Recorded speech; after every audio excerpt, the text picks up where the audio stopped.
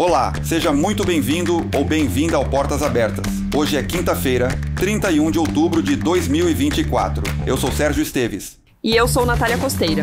E esses são os destaques do dia do mercado imobiliário. Ruas da Zona Sul lideram valorização imobiliária no Rio de Janeiro. Crédito imobiliário registra queda em setembro. Programa no Rio Grande do Sul oferece subsídio de R$20 mil para a compra de imóveis. Reforma tributária pode encarecer imóveis, alerta setor imobiliário. Ruas da Zona Sul lideram valorização imobiliária no Rio de Janeiro.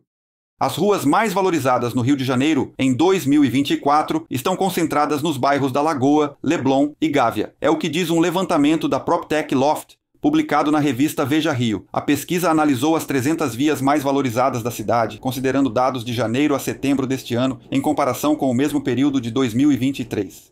A Avenida Borges de Medeiros, na Lagoa, registrou o maior aumento no ticket médio de imóveis, com uma valorização de 187%, atingindo 4,32 milhões de reais. A Rua Major Rubens Vaz, na Gávea, seguiu com um aumento de 175%, alcançando média de 4,04 milhões de reais. No Leblon, a Rua Carlos Góes teve uma valorização de 173%, com o preço médio de 5,4 milhões de reais.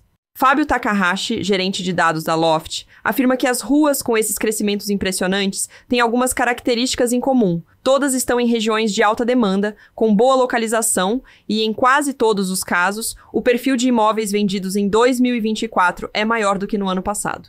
Os dados inéditos do estudo foram obtidos com base em informações oficiais da Prefeitura do Rio de Janeiro, utilizando o Imposto de Transmissão de Bens Imóveis como referência.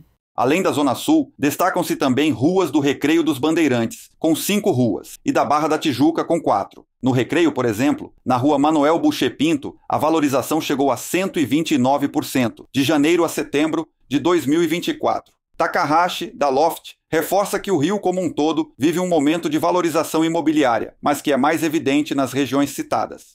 Entre as 10 ruas com maiores variações, após a Lagoa, Gávea e Leblon, estão a Avenida Peregrino Júnior, na Barra, com 148% de aumento, e a Rua Ildefonso Simões Lopes, também na Lagoa, com 137%. Crédito imobiliário registra queda em setembro.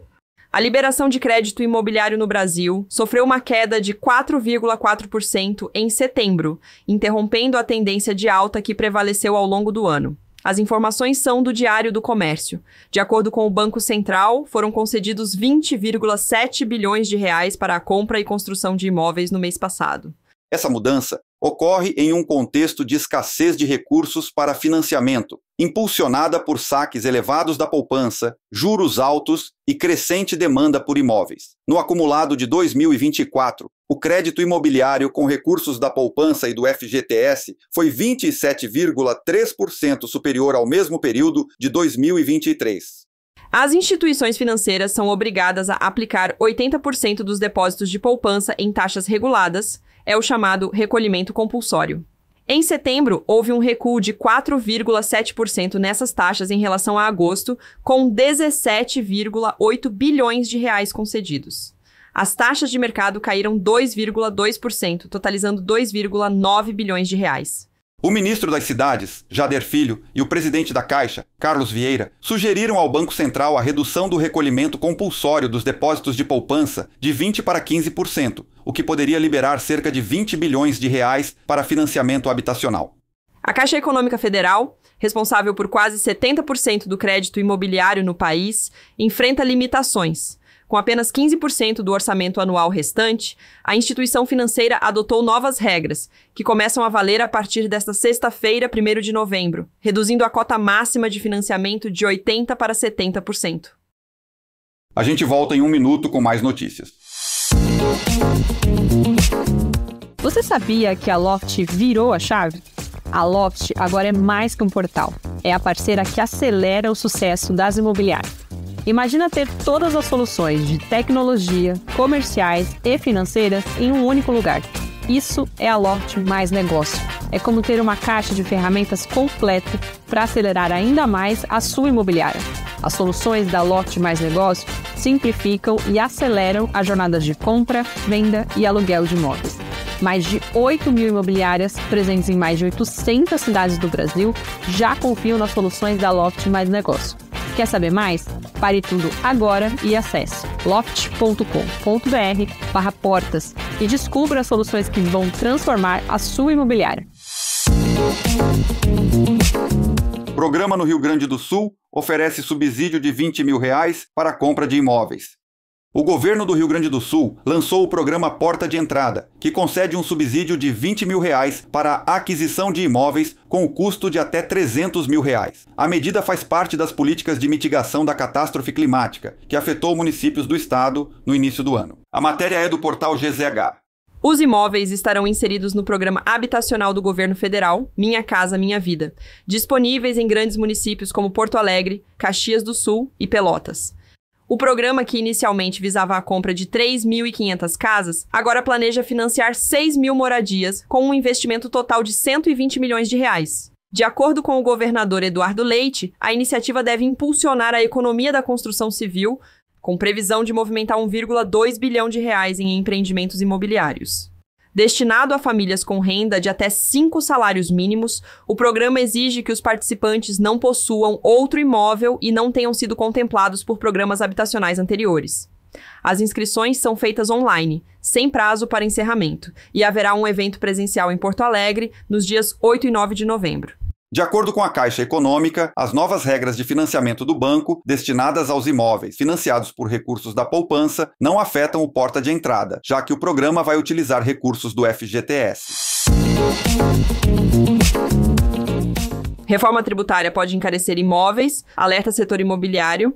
A proposta da reforma tributária, se aprovada no Congresso Nacional sem alterações, poderá aumentar os custos de construção, venda e aluguel de imóveis no Brasil, segundo entidades do setor imobiliário. A mudança prevê que o segmento, atualmente sob regime tributário específico, passe a contribuir com o IVA, Imposto sobre Valor Agregado, elevando a carga tributária. Segundo Eli Wertheim, presidente do Secov São Paulo, o segmento de locação residencial será o mais afetado, com um aumento de 136% na carga tributária, mesmo com um redutor de 60% sobre a alíquota do IVA. O presidente do Secov reforça que, abre aspas, locação não é consumo, é renda financeira. Em outros países, o setor imobiliário é tratado como investimento, fecha aspas. Wertheim ainda alerta para o desestímulo para a compra e construção de imóveis para aluguel, um nicho crescente no país. A reforma, que visa simplificar o sistema tributário, pretende unificar 5 impostos sobre consumo em um único IVA, composto pela Contribuição sobre Bens e Serviços e o Imposto sobre Bens e Serviços, o IBS. No entanto, a maioria das empresas do setor imobiliário atualmente não paga ICMS e ISS, tributos que serão incluídos no IBS. Vivian Casanova, sócia tributarista do BMA Advogados, explica que, embora o IBS seja não cumulativo, a locação não tem etapas anteriores para compensação de créditos, necessitando de uma redução maior da alíquota. Foram aprovados até agora redutores de 40% e 60% para o setor, mas integrantes do mercado defendem os 80% para manter o equilíbrio tributário.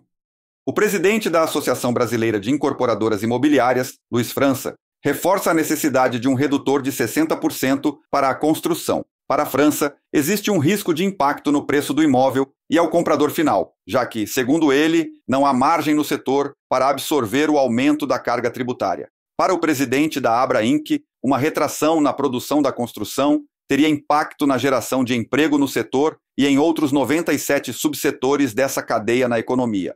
Embora não haja mudanças na tributação de pessoas físicas que vendem ou alugam imóveis, o texto do projeto precisa de ajustes, segundo Vivian Casanova. Ela aponta que a definição de uso preponderante pode impactar alguns contribuintes. Para a advogada, é preciso esclarecer o que o termo preponderante quer dizer. As informações são do jornal O Globo. Esse foi o Portas Abertas, seu resumo do que é notícia sobre o mercado imobiliário. Gostou desse episódio? Não esquece de deixar a sua avaliação e de seguir a gente no aplicativo do Spotify ou na sua plataforma de áudio preferida. Aproveita e se inscreve também na nossa newsletter e no nosso grupo no WhatsApp pelo loft.com.br/portasabertas. O link está disponível na descrição deste episódio. A edição de hoje tem roteiro de Marcela Guimarães, edição de Letícia Brito e produção da Pinball Content. Até amanhã! Até!